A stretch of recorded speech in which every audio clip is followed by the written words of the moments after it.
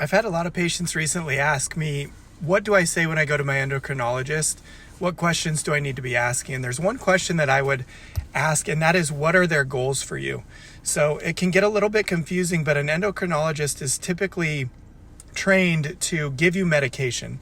And one way you can tell what those goals are is when they run those tests, how many tests are they doing and how in depth are they really looking at what the actual underlying cause is. It's not that they're bad people, but their goal is typically to get TSH and T4, maybe free T4, and give you a medication or a combination of medications to get that into a normal range.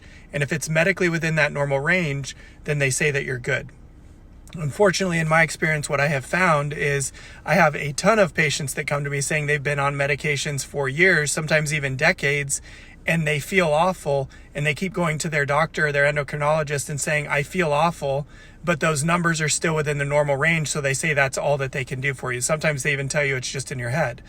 So if your goal is to correct the underlying problem, then oftentimes a functional medicine doctor like myself, or somebody who is trained and specialized in looking to the root of the cause or finding the underlying cause, that is where you're going to do comprehensive testing, oftentimes looking at the gut, a very comprehensive test looking at the thyroid, including numbers like reverse T3, TPO antibodies, TG antibodies, free T4, free T3. It's so important to know if it's more of an autoimmune issue or if there's conversion issue.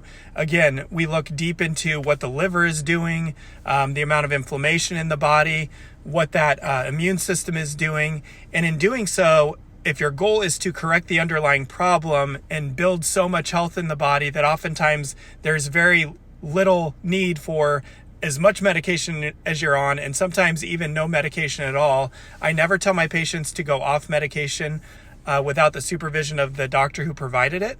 But what I have often seen, I mean, many times I have seen it where on the retest, we have a patient whose numbers were out of balance when they started on the medication.